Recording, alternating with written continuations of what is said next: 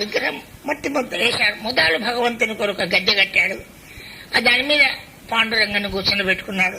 స్థిరంగా ఇక్కడ వేయించేసావా తండ్రి, కరుణాసాగర రుక్మిణీనాథ అంటున్నాడు. మా మురిపెముతో మా ముద్దుగొలిపెట్టి మోహన రూప పాండురంగ, పరులెవ్వరితో పని లేదు నాకు, ఊళ్ళది పెట్టుకున్నందుకే ఇంత దూరమైందా పటేల్ తోటిదంతా, పరులెవ్వరితో ప్రసక్తి లేదయ్యా, పతిత పావన పరమాత్మ, ఏం కావాలి నీకు అంటావా, చిరుపాదమ్ముల నమ్మి ఉంటిన సర్వము నీవే పాండురంగ పాండురంగ రంగరంగ అట్లాగూ అనుకుంటూ ఉన్నారన్నమాట. హరిగంగలో నిన్న స్నానం చేశారు, హరిగంగ చెప్పారు కదా, హరిగంగ అయినాక చంద్రభాగ అక్కడే ఉంటాదన్నమాట. ఇవన్నీ పాండురంగాశ్రమనకు పోయి వాయువ్యమున ఏమిటేదికైనా చంద్రభాగ అయిన ఒక పుణ్యతీర్థం ఉంటుందన్నమాట. ఈ మహాపురుషుని పూర్వజన్మ ఘట్టమున మీకు తెలుసా, యాद మర్చిపోయినారు, జంగం పడే అని తేల్చున్నదన్నమాట. ఇంతకుముందు 800 సంవత్సరాల కింద అక్కడ వారు ఉండి భార్య పిల్లలు అందరూ ఉండి అని చెప్పింది కదా, అందుకొరికి ఇది పూర్వ జంగం పడే అని తెలుసు. అప్పుడు పాండురంగని యాజ్ఞతో ఇప్పుడు దాని పేరు చంద్రభాగ పెట్టారన్నమాట. వీరు తెలవిచ్చిది. దీని చుట్టూ ఎత్తైన ప్రదేశంలో ఉన్నాయి. ఈ ప్రదేశంలో ఎచ్చటిను బావితో ఉన్న 20 గజాల లోతుగా అయితే నీళ్లు పడతాయి. ఈ ప్రదేశంన అట్లా అవుతుంది అనమాట, ఇంత లోతున పడతాడన్నమాట. చంద్రభాగలో మాత్రం 3 అడుగుల లోతుగానే నీరు కలదు.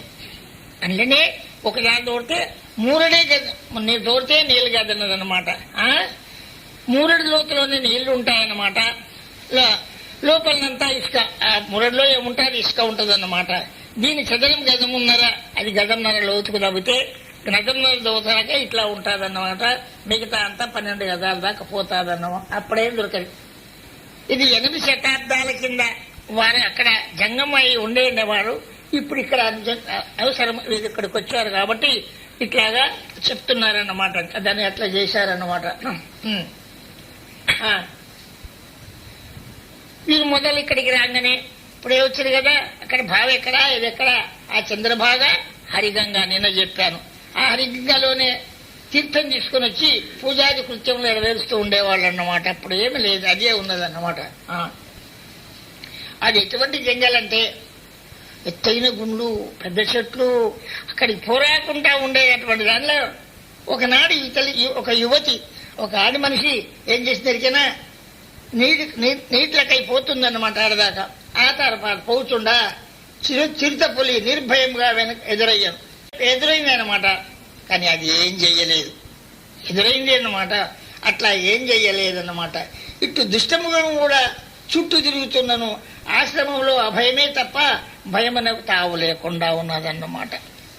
ఇతరికి వస్తే జిట్టపులు వస్తే ఇక ఎట్లా ఆ తర్వాత ఇతర కొంతకాలం జరిగిన పిదప ఏమున్నది అక్కడ కొన్ని వాసాలు తెచ్చి ఎంత కష్టపడుతున్నారు చూడండి భక్తులు కావడానికి. మనకు బంగ్లాలు భవనాలు అన్నీ ఉంటాయి, మళ్ళీ కూడా భక్తి ఏ బుద్ధి కాదు, ఎందుకంటే అది బంగ్లా ఉంది కదా అనుకుంటారన్నమాట. ఇట్లా కొంతకాలం జరిగినాక అంతే. ఆ తర్వాత కొన్ని వాసములు తెచ్చి విశాలంగా గుడిసెలు వేసి అందులో శ్రీవారి వాసములకు మూలలు కొట్టుకుంటూ కూర్చుంటాం. ఎవడు ఆడతాడు, ముదిరదాకా భక్తి ముదిరదాకా ఎవడు కానడు, కొంచెం భక్తి ముదిరిన అంతులు అంటారన్నమాట. అది వరదాకా ఎవడు కానడన్నమాట. తానే మూలలు కొట్టుకుంటూ వాసాలేసి గుడిసేసుకున్నాడు అన్నమాట. ఇప్పటిదాకా ఆ పటేలు ఊళ్ళో భజన చేయనీయకుండా ఉన్నాడు కదా, భంగం చేసినటువంటి కారణమైనటువంటి ఆ వ్యక్తి ఇప్పటికి కూడా అది పోలేదు. ఒక్కపారి పాడలవాటు పడితే నిజం చెప్తున్నాను తల్లులారా తండ్రులారా, దాన్ని మాపడానికి ఎంత కష్టమో చెప్పలేదు. ఆయన ఈయనతో విరుద్ధం పెట్టుకున్నాడన్నమాట. అట్లయినా ఇంకా దాన్ని ఆ భావం పోలేదన్నమాట. ఊళ్ళకి వెళ్ళినా ఇచ్చట చక్కగా నడుస్తున్నదని అసూయపడ్డాడు.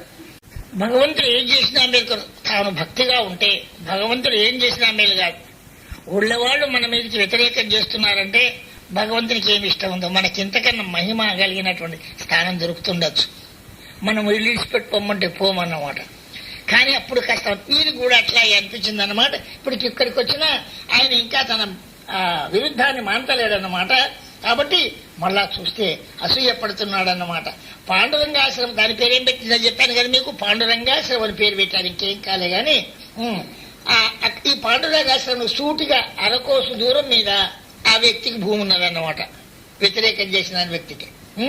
ఇతడు మరొక సేవకుని పట్టుకుని ఇద్దరు నిలబడి చాలా దూరం నుండి ఆశ్రమకు దొడుగుని చూస్తున్నారు. అదే ఈయనకు దూరం మంది నడుస్తుంది, అక్కడ కూడా మంది పోతున్నారు, ఎక్కడ పోయినా మంది పోతున్నారు, ఏమిటి ఆశ్రమం క్షేమం చుట్టూ వచ్చాం అంటే అనుకున్నాను అనమాట. చూశాడు, ఏమన్నా చేద్దామనుకున్నాడు దుర్మార్గమైన ఆశ్రమానికి, ఇంకేమీ లేదన్నమాట. ఆశ్రమం చుట్టూ అదేంత మెరుపు మానబడ్డప్పుడు మెరుస్తుంది కదా, అట్లా చక్కలు తిరిగినట్టు ఆ ఆశ్రమం చుట్టూ మెరుపులు మెరుస్తున్నాయి అన్నమాట. వెలుగుతున్న దివ్యచర్య చక్రము తిరుగుతున్న దాన్ని చూశాడన్న, కనబడదన్నమాట ఈయనకు.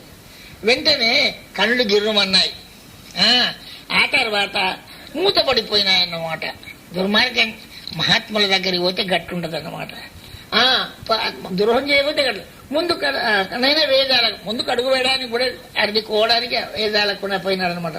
రాదాలక ద్రోహమును అప్పటికప్పటికి మంచిది అనుకుంటా అప్పటికప్పటికి అణుచుకున్నాడు అన్నమాట. ఆ ద్రోహాన్ని అణుచుకున్నాడు అన్నమాట, ఇంటికి తిరిగిపోయినాడు అన్నమాట. పాండురంగ ప్రభు సుదర్శన చక్రం పంపాడన్నమాట. భగవదాశ్రయం ఎంత మంచిది, లక్షల రూపాయలు ఉండని, సామ్రాజ్యం ఉండని. ఏది సామ్రాజ్యం?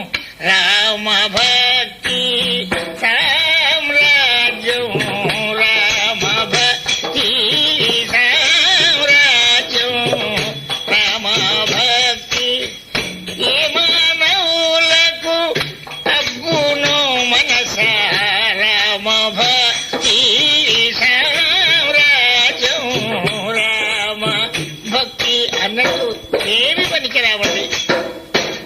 దురదృష్టం ఉంటే బతికున్నప్పుడే పనికిరావు, పుణ్యం లేకపోతే అంతకున్న రకానికే పోతాం. ఎప్పుడు భక్తి భక్తి అంటే ఏంది? భగవంతుని యాద్ చేసుకోవడం, ఏ దేవుని పేరుని యాద్ చేయండి.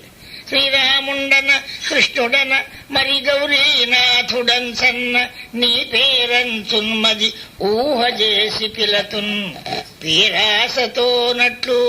కృష్ణ భగవంతుడా నీవే రూపంబున నుందువో తెలియరా దెవ్వారి కావంతయున్. స్వామి నువ్వెట్లండు, నీవే రూపమున నుందుతే నందేరి అది అనుగ్రహింపవే, నువ్వెట్టనుండు, నేను దండం పెడుతున్నాను, నువ్వు కృష్ణుడుగా ఉంటే దండరాని, రాముడా నారాయణమూర్తి ఎట్టనుండని నన్ను అనుగ్రహించి అంటాడన్నమాట. కాబట్టి ఈ రామ కృష్ణ శివ ఎవరెవరి పూర్వజన సంస్కారాల చేత వాళ్ళకి అట్లా ప్రేమ కలుగుతాదన్నమాట, ఎక్కడ చేసినా సరే.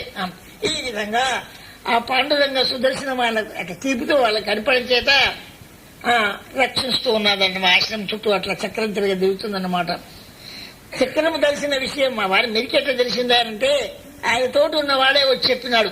ఆయన తోటి ఉన్న ఆయన మాకు ఇట్లా కనపడ్డదయ్యా అని చెప్పినాడు అన్నమాట. కాబట్టి అట్లా అయిందన్న.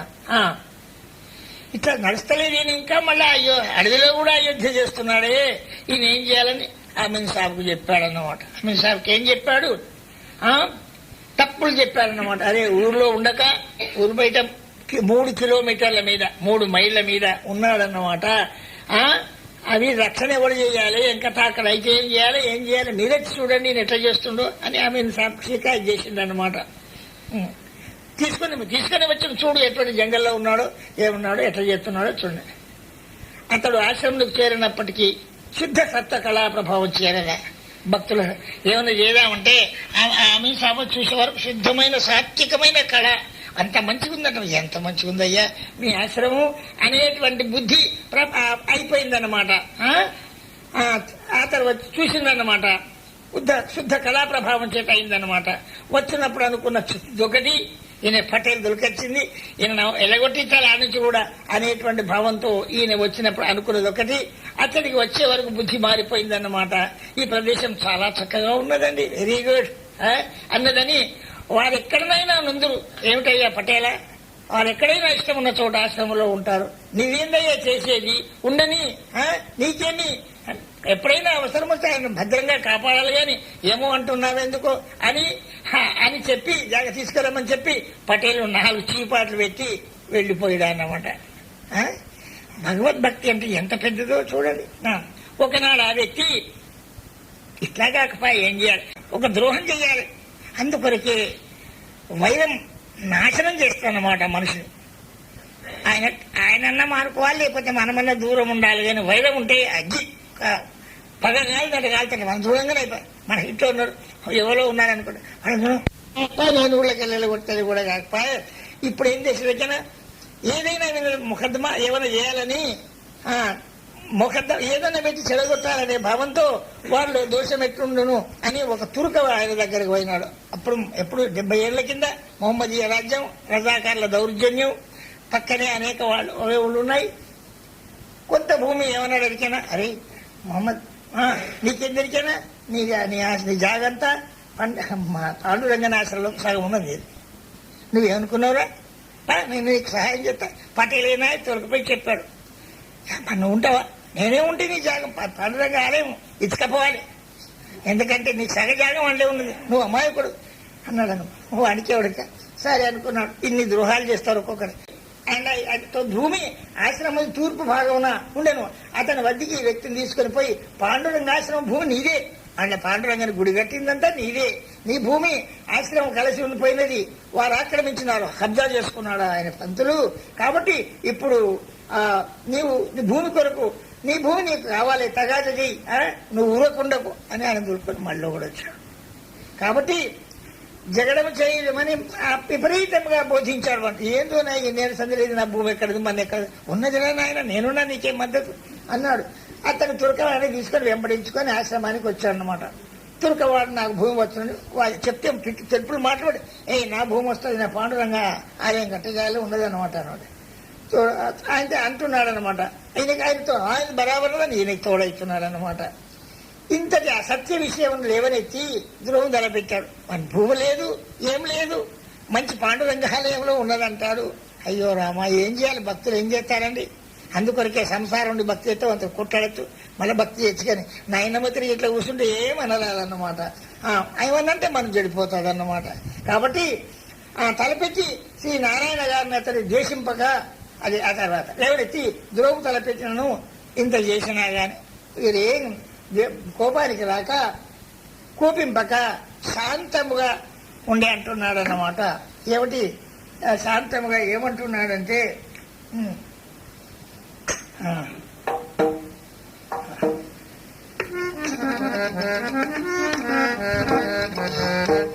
శత్రులెవ్వరు మరి మిత్రులెవ్వరు మరి తాను చేసిన కర్మ ఫలముగా. ఎవడు మనకు శత్రువు? మనం చేసినాం పూర్వజన్మలో. ఎవడు మనకు శత్రువున్నా వాడు ఇప్పుడు వస్తున్నాడు. ఎంతనో చూడండి, ఎన్ని మాటలు చెప్తారు. హెళికలు ఒక్క గుణమని నేర్చుకోండి. శత్రులెవ్వరు మరి మిత్రులెవ్వరు మరి తాను చేసిన కర్మ ఫలముగాక.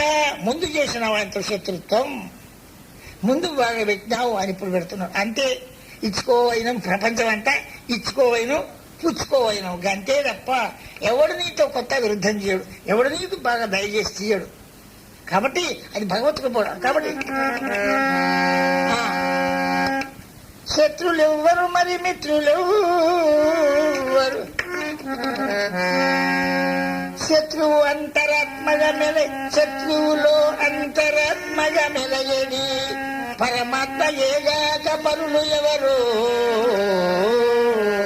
శత్రువులో ఉన్నవాడిని పరమాత్మ ఉన్నాడా లేదా అంత చెప్తున్నాడు. శత్రువులో కూడా ఈయన భూమిని కబ్జా చేస్తానంటే ఆయనకి ఎంత కోపానికి వచ్చిన ముత్తగిన అబద్ధాలు ముఖద్దమా చెప్తే అయినా అనుకుంటా. ఎందుకంటే శత్రువు ఎవ్వరు మరి మిత్రులు ఎవ్వరు మరి తాను చేసిన కర్మ ఫలముగాక. ఇది ఒక్క మాట పట్టుకుంటే మొగడు చచ్చిపోయినా, పెళ్ళాం లేకపోయినా మనం చేసుకున్న కర్మ ఒక్కదెప్పటికే సత్సంగం అయిపోయి. మన భూమి లేదు, లేకపోతే పుసపుస వచ్చింది, గిరే బేరం చేస్తే గంత వచ్చింది, ఎందుకు వస్తాడు? తాను చేసిన పూర్వకర కర్మ ఫలముగాక శత్రువులో అంతరాత్మగా మెలగడి పరమాత్మయేగాక పరులు ఎవడు. శత్రువులో పరమాత్మ లేడా? తన ప్రహ్లాదులు ఏం చెప్తాడు? తన యందు నిఖిల భూతములందు ఒక భంగి సమహితత్వంబున జరుపువాడు. ఆయనలో పరమాత్మ లేడా? నీ శత్రువు అనుకుంటున్నావే. శత్రువులో అంతరాత్మగా మెలిగేది పరమాత్మయేగాక పరులు ఎవడు. దేవుడు తప్ప ఇంకా అంత సర్వం ఖలమిదం బ్రహ్మ, అంతటా బ్రహ్మ ఉన్నప్పుడు ఆయనలో లేడా?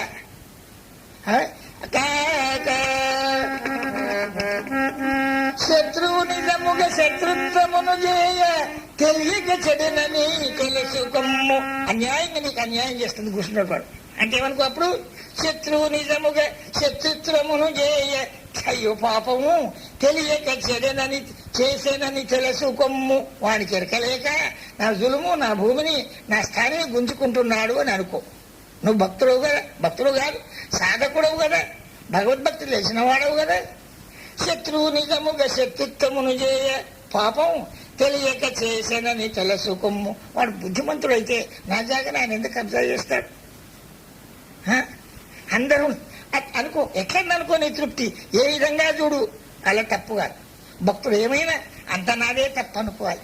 ఎవరేం చేసినా సరే కదులదు నీదు సంకల్పములేని కదులదు నీదు సంకల్పములేనిది గడ్డిపోచయును కరణ కరణ అదియునిది మనగనేల పిపీలికది బ్రహ్మ పర్యంతముని అది ఎరుంగరు మదిగ నంగరు ముదము చెందరు భువిని కొందరు వివేకమున వర్తించి. నీకేమి ద్రోహం చేశానే నన్ను ఊళ్ళకి వెళ్ళగొట్టేదాకా నువ్వు పట్టుబట్టి ఇట్లా చేస్తే నేనేం ద్రోహం చేసినాను?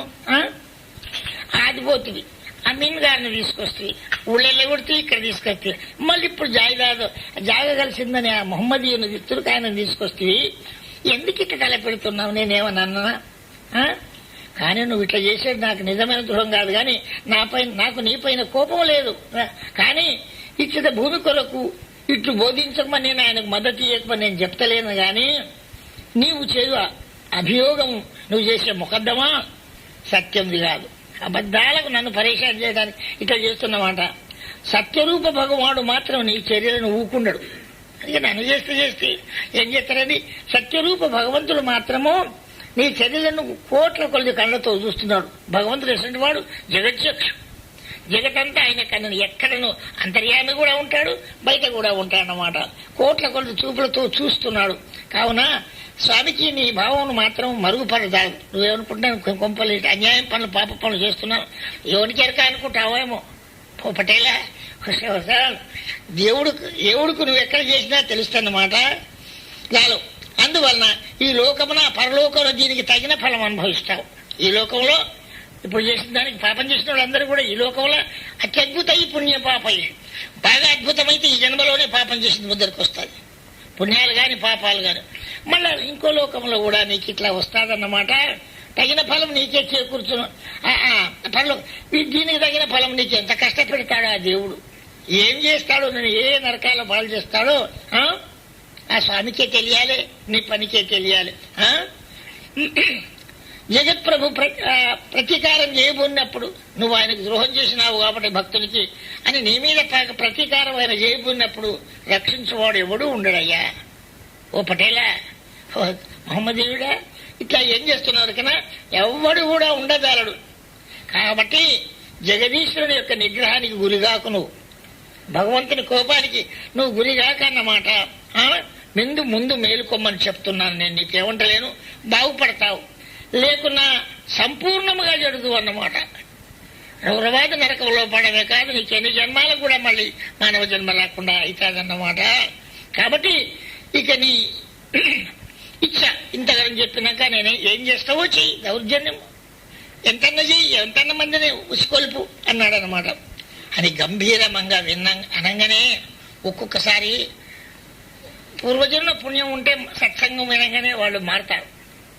అట్లాగే ఈయన ఈ సత్సంగం విన్నాడు. నారాయణ గారి మంచి మాటల యొక్క సత్సంగం విని వారి దయతో తెలిపి, ప్రేమతో తెలిపి, శక్తితో తెలిపినటువంటి మాటలు విని అతను హృదయం మాలిన్యం కూడా పటాపంచలైపోయింది అన్నమాట. కడుక్కున్నట్టయింది హృదయం. అందుకొరికి ఊరికే సత్సంగం వినమంటారు. బిన సత్సంగ వివేకన్న ఉందన్నమాట. ఎందుకంటే మంచి వాళ్ళ యొక్క స్నేహితం చేత, మంచి స్నేహితం కాదు, ప్రభావం వారి మాట వలన శక్తి గల వాళ్ళ బాణాలు గుచ్చుకుపోయి వాళ్ళ హృదయం పవిత్రం అవుతాదన్నమాట. కాబట్టి శక్తి వాళ్ళలో ఉంటుంది. కాబట్టి అతను ఆయన హృదయంలో ఉండేటువంటి ఆ మాలిన్యం అంతా పటాపంచలైపోయింది. శ్రీవారికి సాష్టాంగ కాళ్ల మీద పడ్డాడన్నమాట. ఇది వరద కొడతాను ఏమో చేస్తామన్న మాటకు బదులు ఇప్పుడు ఆయన కాళ్ల మీద పడ్డాడన్నమాట. ఇక మీద మీకు ద్రోహం తలంపను అన్నాడు. ఇకన్నడు కూడా మీకు ద్రోహం చెయ్యనయ్యా అన్నాడు అనమాట. నా గొప్ప తప్పును మన్నించండి, నేను తప్పు చేశాను అనుకుంటాడన్నమాట. ప్రార్థించి వీడికి వశవర్తి అయిపోయినాడు, నీ స్వాధీనంలో ఉంటానన్నాడు. వాడిని కూడా శ్రీవారు ఏం చేశాడు, ప్రేమిస్తూనే ఉన్నాడు. మంచిది నాయన, తెలుసో తెలియకనో ఇట్లా చేశావు అని ఆయనను కూడా మళ్ళా పగబట్టినట్టు ఉండలేదన్నమాట. మంచిది అన్నాడనమాట. అనేక ఘట్టాలు ఉన్నాయి. మళ్ళీ ఇంకా అనేక వివిధ రకాల ఘట్టాలు చెప్పుకున్నాం. ఆశ్రమంలో గుడిసెలు వేసుకుని ఆ గుడిసెలలో అప్పుడు ఇంకేళ్ళు ఇప్పుడే వచ్చాయి కదా, ఆశ్రమంలో అన్ని చిన్న చిన్న గుడిసెలు వేసుకుంటుండ్రు. ఆ గుడిసెల్లో చంటి పిల్లవాళ్ళం ఉయ్యల కట్టుకుంటున్నారు. ఉయ్యల కట్టి పరుండ చేసి చెట్లకు కొమ్మలకు వాటికి కట్టి పరుండ పడుకోబెడుతున్నారు అనమాట. మరొక చోట ఇక్కడ పెద్దోళ్ళ కొరకు ఇంకో గుడిసేసి అక్కడ వాళ్ళు అండుంటున్నారు అనమాట. ఇక్కడ నారాయణ గారి పరివారం వాళ్ళకెవ్వరి భయం లేనే లేదు. ఎందుకంటే భక్తుని యొక్క ఆధారం అంతా మంచిగా ఉంటుంది అన్నమాట. ఎందుకంటే భగవంతుడు వాళ్ళ మీద ఒకవేళ వచ్చిన వెంటనే మహనీయులు అమృత వాక్యములతో నిన్ను మన భయం అవుతుంది, ఇట్లా పెద్ద పుల్లు జిట్ట పుల్లు పాములు అనేక పాములు కాకపోతే చెప్పాను అంటే వాళ్ళు మహత్తులు అమ్మాయి ఏం చెయ్యదు. ఎందుకు చెయ్యదంటే మనం దాని మీద ఏదైనా క్రూర భావం ఉంచితే అది నేను క్రూర భావం చేస్తుంది. పెద్ద పెద్ద వాసాలతో ఇట్లా కట్టారన్నమాట. పాములం బట్టి ఏమంటారు, కత్తెర కత్తెర చేస్తారనమాట. పాము కనపడంగా దాన్ని బట్టే దూరంగా విడిచిపెట్టేసి వచ్చారు. కాబట్టి అమ్మాయిలు మీరు భయపడకండి, మనమేమైనా వాటితోటి దుర్వ్యవహారం చేస్తే అవి మనతో అట్లే చేస్తాయన్నమాట. కాబట్టి మనకు కానీ భయం ఉంటుంది. మనం సౌమ్య భావంతో ఉంటే మనం అది వచ్చిపోతాయి అనుకుంటే కూడా ఈ సౌమ్యముగా అవి కూడా ప్రవర్తిస్తాయి అని చెప్పాడు అనమాట. అన్నిటిలో శ్రీ పాండురంగడే ఉన్నాడు, అన్ని ఆత్మల్లో పరమాత్మనే ఉన్నాడు. వాడిని నమ్మిన వారికి వేటితో కూడా భయం ఉండదు. భగవంతుని యొక్క నమ్మిన వానికి భయం ఉండదు. భగవాన్ని భజించుటే మన కర్తవ్యం. మన పని ఏం చేయాలి, భగవంతుని భజించాలి. ఒక్కటే పని నాకు కూడా రెండే ఇష్టం, ధర్మ ప్రవర్తన, భగవత్ చింతన. బతికినందుకు ధర్మంగా జీవించాలి. ధర్మముగా జీవింతుము తపోధర్మముల పాలింతుము, కర్మముల ఇతరుల సుఖముకై కాంక్షతో గావింతుము. ధర్మముగా చెయ్యాలి, ధర్మంగా బతకాలి. ఏమైనా మందికి సుఖమయ్యే పని చెయ్యాలి. నీరటి కానీ మరి ఎక్కడైనా ఎండిపోతాడా, వాడే పాలించుకోలే. అట్లాగే ఏమైనా నీ పని అందరికీ నీ పని భగవంతుడు చేస్తాడు. నువ్వు ఏమైనా మంది సుఖం కొనుక్కోరు. వాళ్ళకి ఎట్లా సర్వే జనానాం సుఖనో భవంతు మాట రాయడం కాదు, గోడ మీద రాయడం కాదు, మనసులో నీ నడక కట్టుకుంటే ఎంత బాగుంటది. కాబట్టి అట్లాగే మనం ఏం చెయ్యాలని చెప్పి ఇటు బోధించి భయమును తొలగింపుచుండేవారన్నమాట నారాయణ గారు. చిట్టి పాప చిన్న బట్టలు అట్లా తొట్టెత్తిని గట్టి ఆడుతూ అలా ఉంటే ఆడుకొనగా దానికి ఒక పూల బంతి కడతారన్నమాట. ఆ పిల్లలు ఆడుకోవడానికి ఉయ్యాలకు ఒక పూల బంతి కడతారు. కట్టి వారిపై కట్టుదు. కానీ ఆశ్రమకు గుడిసెలకు ఒకనాడు అట్లా తాడు కట్టి ఆ పిల్లలకు కనపడితే వాళ్ళు ఇట్లా ఇట్లా చూస్తుంటారన్నమాట. పిల్లవానికి మూరుడు పై భాగం దాకా దాంతో పారుకుంటా పాము వచ్చిందన్నమాట. మీకు ఎక్కింది, అది మస్తువునే అనుకోండి, అది కిందికి వారిందనమాట. తల్లి చూశాడు యశోదాదేవి, తండ్రి చూశాడన్నమాట నారాయణ గారు. చెప్పుకున్నారు, అదిగో పాము పిల్ల తొట్టకాడ ఆ పూల బంతిక దాకా వచ్చింది అనుకున్నారన్నమాట. కరుస్తారనే భయం వాళ్ళకి లేనే లేదన్నమాట. దాన్ని ఎల్లగొట్టడం లేదు, లేకపోతే తొట్ట నుంచి అన్న పిల్లనో పిల్లగాడు తీస్తేనా బాగుంటుంది, అట్లా కూడా ఇచ్చుకోలేదన్నమాట. జగత్ప్రభువే రక్షిస్తాడు. నిర్భరానుసంధానమాట. ధైర్యము భూని తమ తమ పనులను వేలో పని వాళ్ళు చేసుకుంటారు. వీరు వారు అన్నమాట. ఆ సర్పము రివు పురుషుని, దివ్య పురుషుని సంతానము వారిని ముద్దు పెట్టుకున్నందుకు వస్తుందా ఏమన్నట్టు అది ఆ తాడు కట్టిన దాని దగ్గరకు వచ్చి అద్దగద మీద ఉందంటే వచ్చినట్టు అనమాట. కొంచెం చూసింది, దాంతో అది పోయిందనమాట. ఇటు ఈ చరిత్ర కృతత్రేత కృతాయుగంలో అటువంటి యుగంలో చెప్పుకుంటారన్నమాట. ఇప్పుడు మనకి ఈ ఆశ్రమంలో కనపడుతుందన్నమాట. ఇటు యుగాంతర చరిత్ర మహాపురుషుల ఆశ్రమమున దుష్టములు కూడా వైరభావములు విడిచి ఉన్నట్టు పాండురంగాశ్రమంలో కూడా దుష్టమృగములు కూడా వైరభావములు విడిచి కలిసిమెలిసి ఉన్నట్టు కనబడుచుండును. శుద్ధ సత్వకళాలతో ఆశ్రమం ప్రకాశించుచుండెను. ఒకనాడు పిల్లలు పెద్దలు మెలుగుచుండా గుడిసెలో 18 నల్ల తేళ్లు వచ్చాను. ఒకటి కాదు, నల్లదేళ్లు 18 వచ్చాను. అక్కడ ఉండేదే వారి స్థానం. 18 నల్ల తేళ్లు వచ్చాను. కానీ వీరిని అన్నింటినీ చూసి కొన్నిటిని తీసివేసి పరుపు తీరుగా ఉండే మెత్తలతో పట్టి అట్లా దానికి నొయ్యద్దు, అది నొచ్చుకోవద్దు, అట్లా తీసి పారేయడమును ఆ తర్వాత వెళ్ళగొట్టడం. ఆ తేళ్లని, ఆ 18 తేళ్లను వెళ్ళగొట్టాలని చేశారనమాట. వాటిని కొన్నిటిని వారి దారి ఎటో పోమని పోని ఆ రాత్రి మంచి పిల్లలతో కానీ ఉన్నదే గుడిసే కదా, నిశ్చింతగా రాత్రి ఆటంకంగా భజన సలుపుచు అట్లా ఉన్నారన్నమాట. ఎందుకయ్యా అంటే మరి భయం లేదా, మీ తేళ్లు గడుస్తాయి అంటే అట్లాగా అంటారా.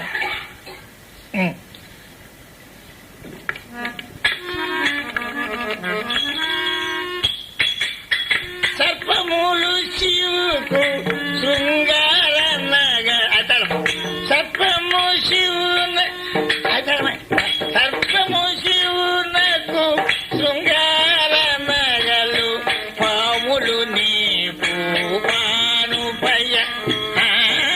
సర్పములు శివునకు శృంగార నగలు పాములు నీపు పానుపయ.